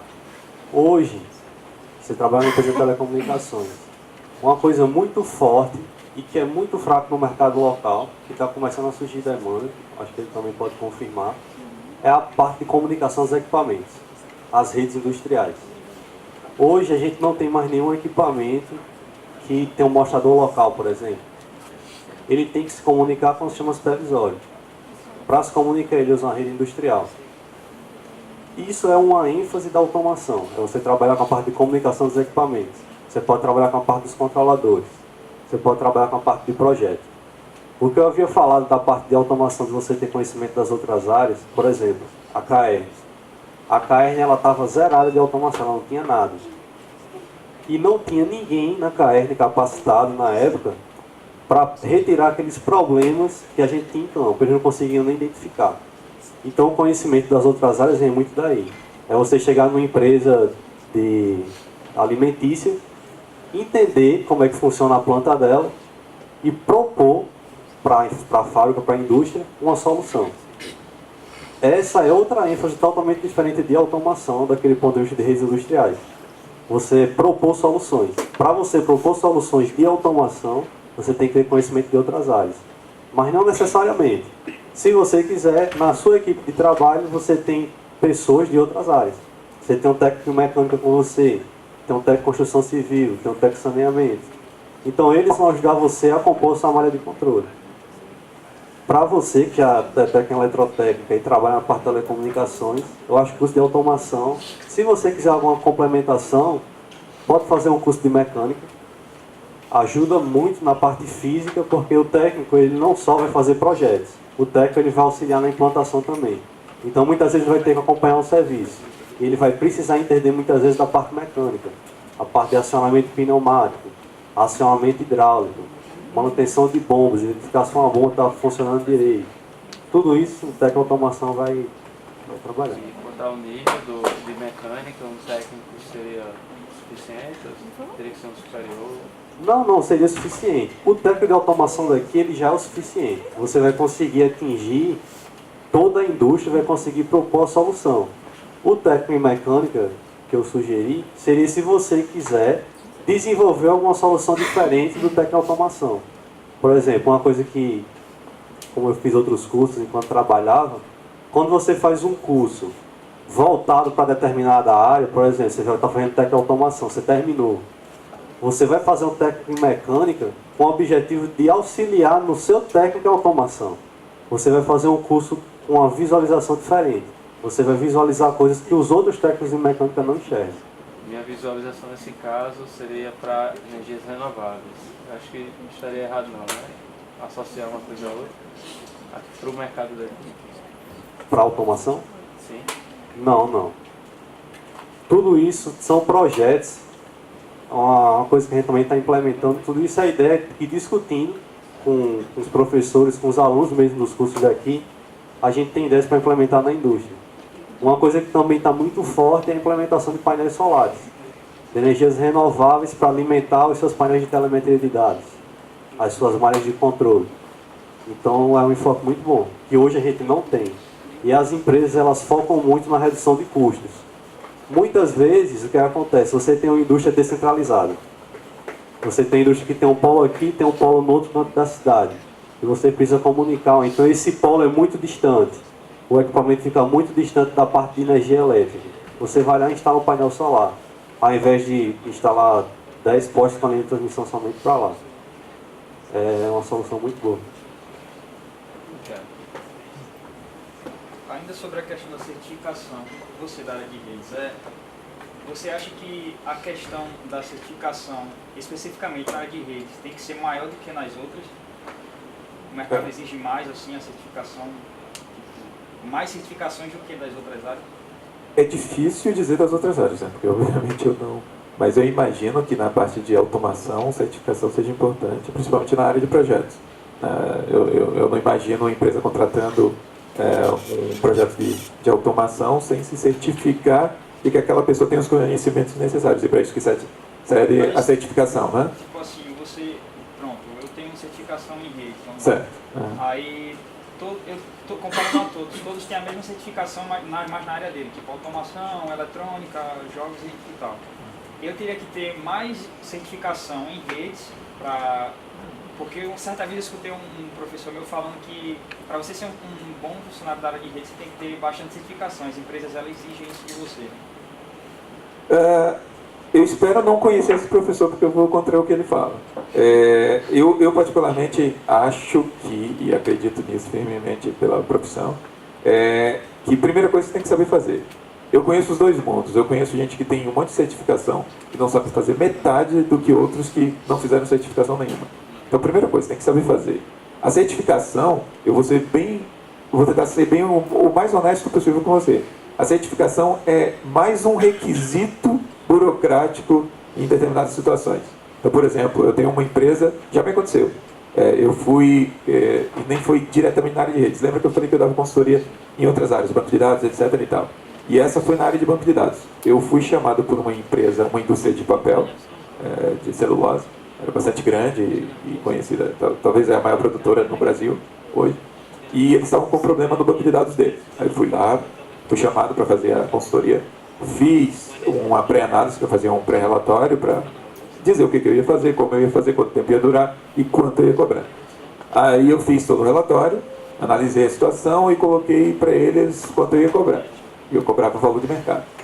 E aí, uma das pessoas do setor de informática dessa empresa disse: mas ele não tem certificação, né? E daí era em SQL Server, até o banco de dados, aí não tem certificação. Eu falei, realmente eu não tenho. Eu falei, inclusive se vocês quiserem alguém que tenha, eu posso indicar pessoas. Aí nessa confusão, o Papa resolveu chamar alguém da IBM, né? E obviamente tem todas as credenciais e certificações necessárias. E a pessoa foi. E eu fiquei sabendo da reunião que teve com a diretoria e com o responsável da IBM.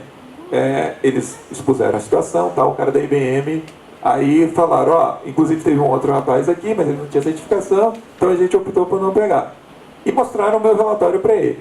E disse que esse indivíduo da IBM pegou o relatório, leu, e falou, olha, eu vou ser bem honesto com vocês. Eu vou fazer exatamente o que ele está dizendo para fazer aqui. A diferença é que eu vou cobrar 3 vezes. Então a certificação ela tem esses dois efeitos. Tem um que é a empresa, tem o efeito psicológico na empresa de dizer eu confio mais nesse cara que está certificado do que aquela menina que não está. Entendeu? E tem também para o profissional o fator de dizer, ok, eu sou certificado, então eu cobro 3 vezes o valor dele que não é. Entendeu? Para que serve a certificação? Então ela pode ser usada de diversas formas. Mas assim, independente de tudo isso, lembra do que eu falei primeiro, nada substitui saber fazer. Porque se você tiver uma certificação, cobrar 3 vezes, se eu cobrar 3 vezes a mais do que ele por causa de uma certificação, e depois eu não cumprir o trabalho, a coisa vai ser feia. Entendeu? Então é mais ou menos esse jogo. E lembrando sempre que a certificação é um investimento considerável. Uma boa certificação, principalmente na área de redes, uma Juniper, uma Cisco, não é barato. Embora aqui no IMD a gente tenha aquela parceria da Cisco, vocês podem procurar se informar melhor e vocês conseguem fazer, já adiantar alguma delas, né? O CCNP e tal. Mas é basicamente isso. Tá?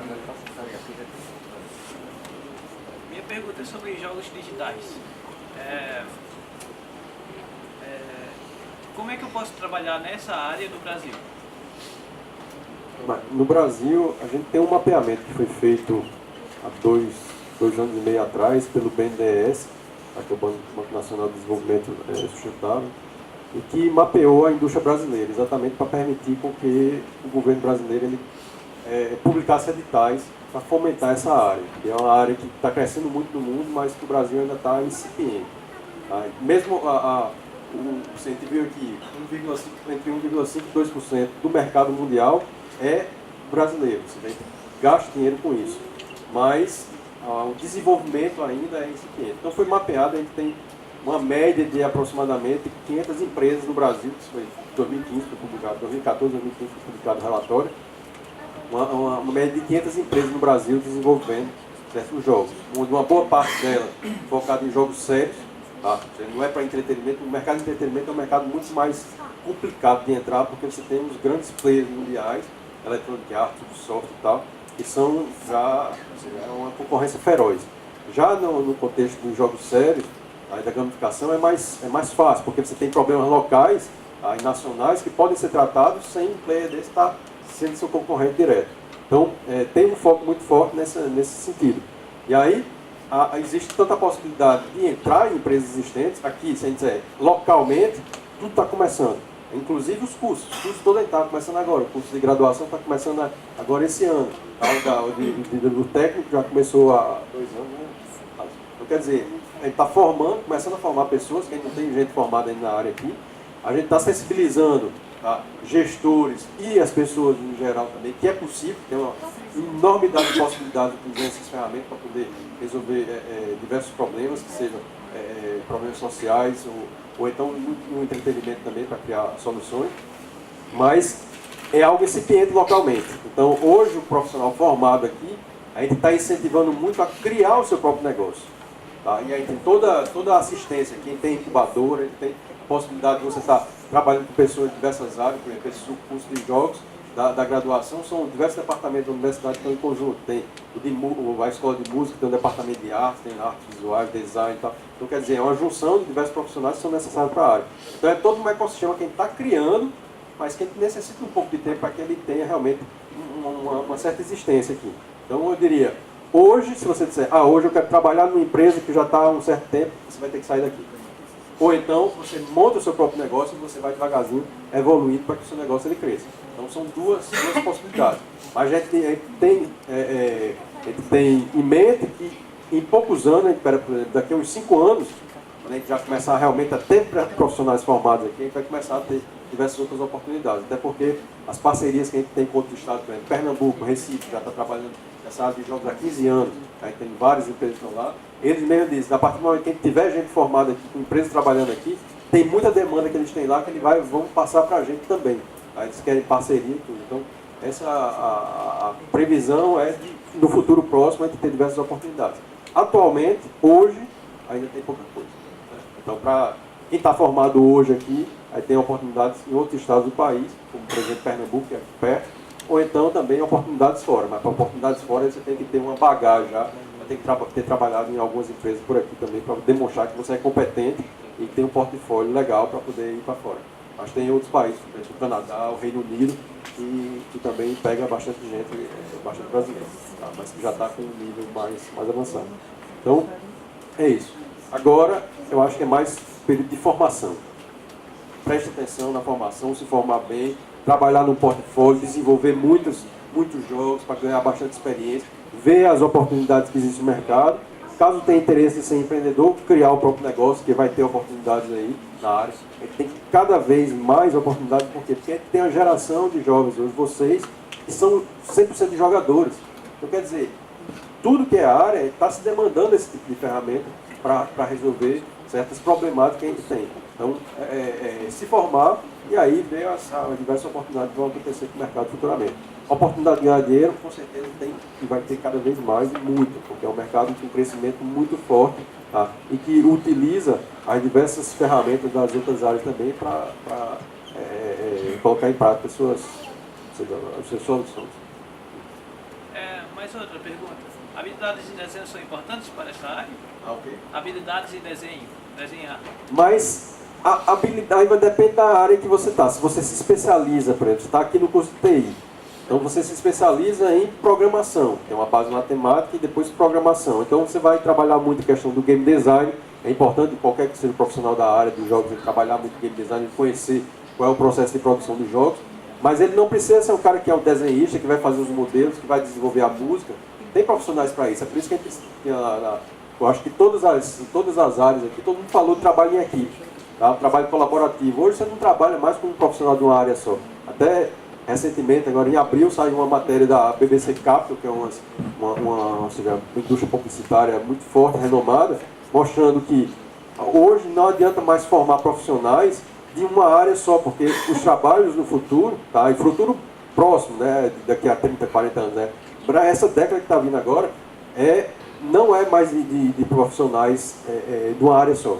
Hoje a gente precisa de resolvedores de problemas para resolver desafios que a gente tem na sociedade. E os desafios que a gente tem não é de uma profissão só, tá? É um negócio muito mais interdisciplinar. Então, a área de jogos é uma área extremamente interdisciplinar. Então, você tem o artista, você tem o músico, você tem o designer, você tem o programador, você tem gente de diversas áreas. E quando você está no contexto dos jogos sérios, aí você tem que ter as pessoas da área específica que você está tratando também o problema. Tá? Então, quer dizer, é um trabalho muito mais colaborativo. Você não precisa ser um desenhista para isso. Você precisa, se você está em TI, o objetivo é mais trabalhar na programação e no desenvolvimento da produção do jogo, no game design e tal, você se junta com um cara que é da área de design, da área de artes visuais e um músico e você bota o seu negócio profissional. Então, esse é o objetivo. O que é importante é que você saiba se comunicar com essas pessoas. E aí todo mundo falou nisso aqui também. Comunicação, você saber dialogar e ter um entendimento básico daquilo que você precisa demandar desse profissional. Por exemplo, um cara que vai fazer storyboard para um jogo, então ele vai fazer a narrativa, vai desenvolver como é que vai ser a história do jogo e tal. Então aí tem um modelador que vai pegar aquilo e vai desenhar os personagens, o cenário e tal. Então você tem que saber se comunicar com essas pessoas, vai dizer, eu estou precisando disso aqui. Aí o cara vai e faz e lhe entrega naquele formato que você necessita para funcionar no jogo.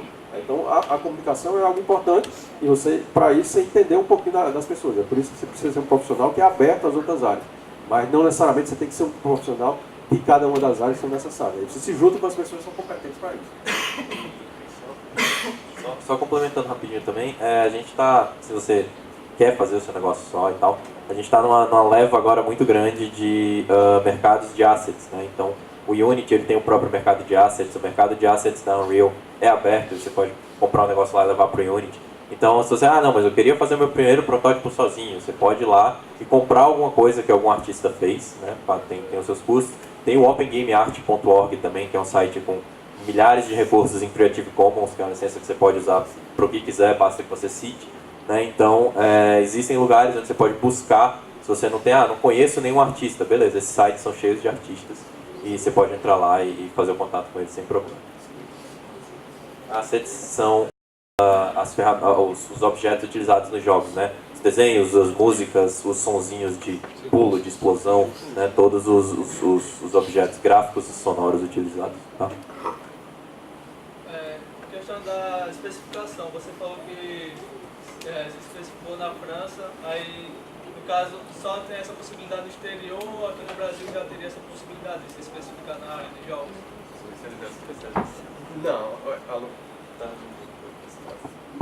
Não, tem muitas possibilidades já de especialização. No Brasil, a gente tem dezenas e dezenas de programas de pós-graduação, de especialização na área de jogos.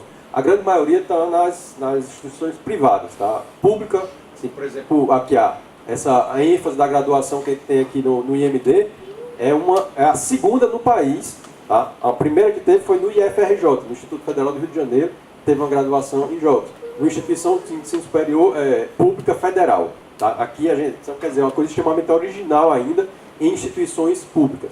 Já nas privadas tem muitos cursos, agora você tem que também avaliar, porque tem muitos cursos que também não valem muito a pena não. Tá? Então ver aquilo que é... E além disso tem, na pós-graduação está aparecendo cada vez mais oportunidade também, não diretamente na área de jogos, mas em outras áreas que você pode utilizar os jogos também. Aqui no IMD mesmo a gente acabou de criar um mestrado que é focado em tecnologias educacionais, mas que tem um foco muito forte na área de jogos para você levar isso para a educação, que não somente para a sala de aula, mas pode ser, por exemplo, a educação dentro de uma empresa. Você precisa capacitar as pessoas na empresa para um determinado trabalho, aí você usa um simulador. Por exemplo, na KR, na COSERN, você precisa um equipamento que tem tem um certo risco de você manipular aquele equipamento. Então você cria um simulador com toda aquela base do jogo e tal por trás, onde você vai lá, o profissional usa um óculos de realidade virtual, então um joystick ou alguma coisa, para ele manipular aquele equipamento. E depois que ele aprende bem no mundo virtual manipular o equipamento, a gente vai para o mundo real. A gente não vai substituir o mundo real, mas a gente usa o equipamento para que a gente ganhe bastante experiência, ganhe as habilidades, adquira as habilidades necessárias na simulação, tá? E depois para o mundo real com muito mais apropriação sobre a ferramenta, sobre a técnica. Tá? Então isso está acontecendo muito nas empresas. Tá? Então, quer dizer, pode ser também curso, não diretamente na área de jogos, mas que você use, tá? Isso daí. Então, por exemplo, nesse curso de mestrado em inovação e tecnologias educacionais, a gente tem 4 disciplinas que são relacionadas à área de jogos. Tá? Desenvolvimento de jogos educacionais, gamificação na educação. Então, tem várias possibilidades de fazer isso com esse outro objetivo. Então, aí você tem que ver o que é importante, a gente sempre estar antenado no mercado e ver quais são as potencialidades das diversas áreas para o futuro. Quando você vai fazer uma formação, não é pensando só o que está acontecendo agora, não. Porque o que está acontecendo agora pode ser que daqui a 5 anos não seja mais. Então, o que é que está sendo previsto para o futuro e você ir naquela direção para que você se forme um profissional já com essa visão. Então, tem um número muito grande de possibilidades e a gente vai ver cada vez mais. Porque não é só... A gente está dizendo aqui não. Você vai ver as grandes empresas, elas estão todas apostando nisso. Por quê? Porque a geração agora é a geração de jogadores que demanda isso. E quando você usa uma ferramenta dessa que é estimulante, que as pessoas têm interesse de utilizar, então isso permite com que elas sejam muito mais proativas no trabalho, elas sejam muito mais eficazes naquilo que elas estão fazendo, porque é algo que elas gostam. Tá? Então isso as grandes empresas estão procurando bastante esse tipo de solução para aumentar a produtividade dos funcionários. Tem mais uma coisa assim que, na área do entretenimento, como ele falou, você próprio desenvolver seu trabalho, quais desafios ele teria assim, para desenvolver o seu próprio projeto? Aí depende muito de qual é o nível de complexidade do projeto. Tá? Se você vai desenvolver um jogo simples, você pode sozinho desenvolver o seu jogo simples. Tem isso, como o Alisson falou, tem assets, tá? Tudo que você imaginar gratuito, ou então com um custo muito barato e tal, um negócio bem interessante, dá para você fazer do jeito que você quiser. Aí eu acho que o grande gargalo é a criatividade. Você encontrar uma coisa que seja diferente, seja original. Porque se você for desenvolver uma mesma coisa que tem 500 milhões de pessoas no mundo que já desenvolveram também, mas qual é o sentido disso?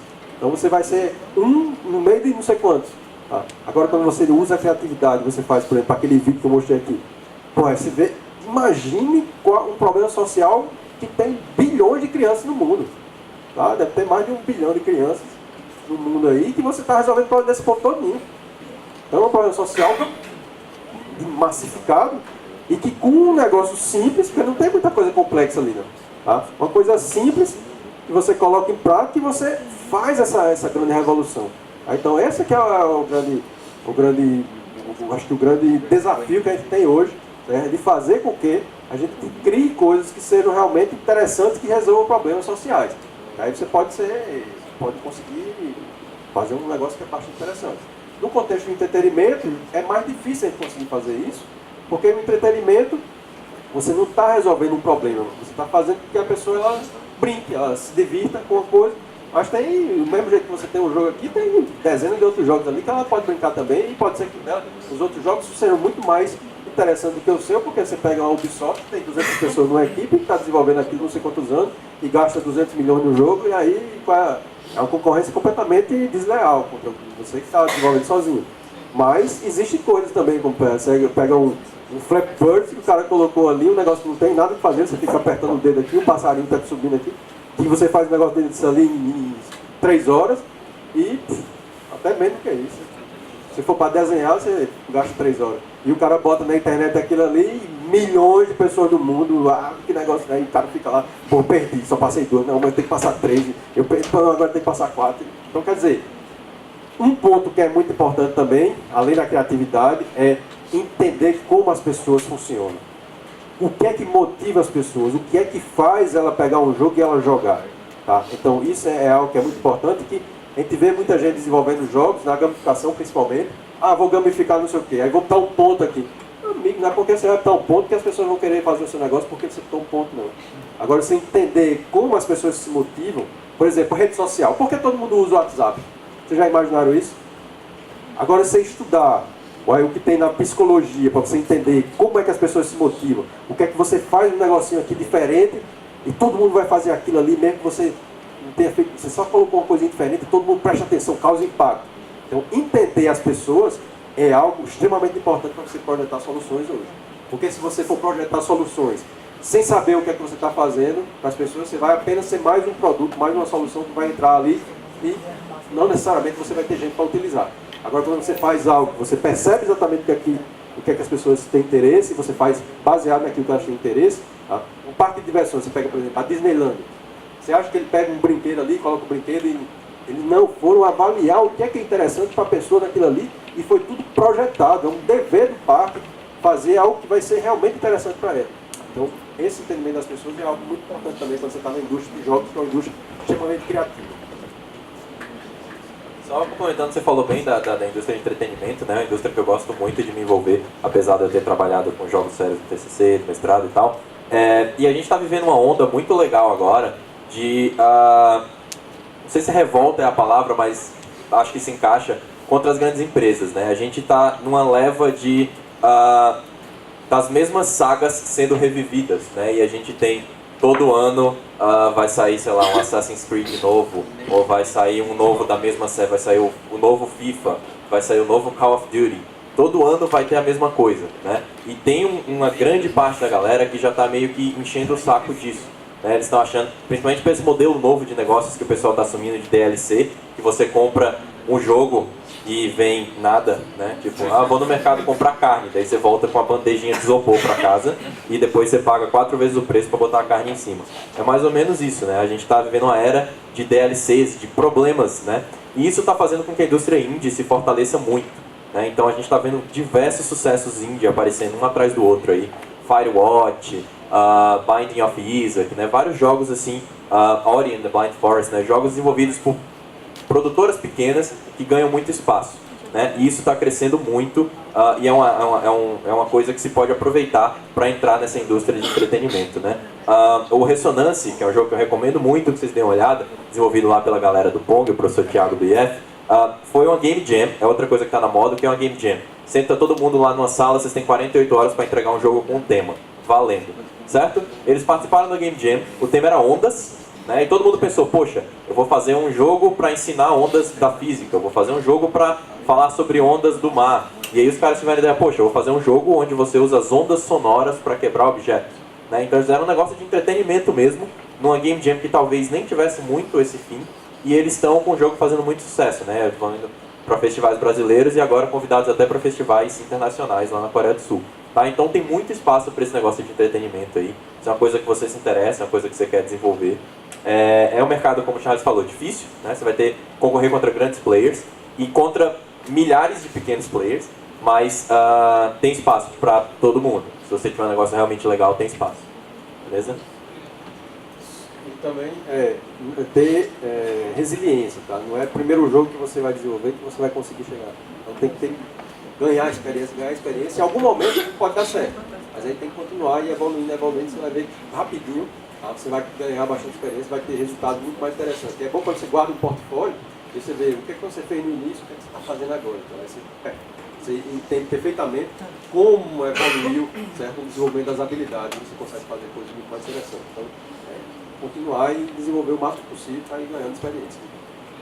Já passando no tempo, mas tem tempo para a última perguntinha. Eu também acho que sobre um módulo integrador, que eu estou tentando decidir entre web e jogos digitais.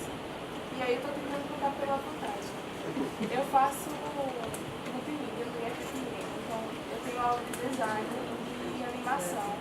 E eu estou entrando no curso de modelo com os professores. E aí eu queria saber se isso conta como carga horária, porque são matérias, não mais, mas eu queria saber se matérias do mesmo nível podem ser contadas no módulo integrador, né? Desde que não seja conteúdo. Exato. Se não for uma disciplina daqui, você pode aproveitar disciplinas de outros locais que sejam do mesmo nível para contar para o seu módulo integrador. Então, quando você está fazendo um curso de design lá, e devem ter vários elementos que são relacionados, né, à sua área de atuação, se for para o caso de jogos, por exemplo, você pode solicitar a aproveitamento dessas disciplinas e aí conta a carga horária delas para o módulo integrador. Você tem que ver só se a ementa dela se encaixa com o que é proposto pelo curso, né, e se ela não já é coberta por alguma outra disciplina. Pronto. Beleza?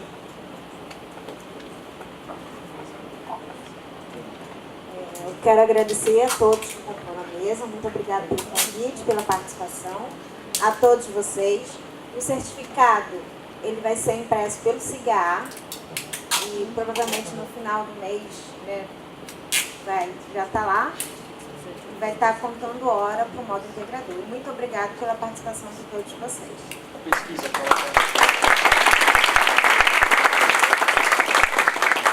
Quem já tiver preenchido a enquete pode deixar comigo, então colocar ali em cima daquela mesa. Tá bom? Obrigada.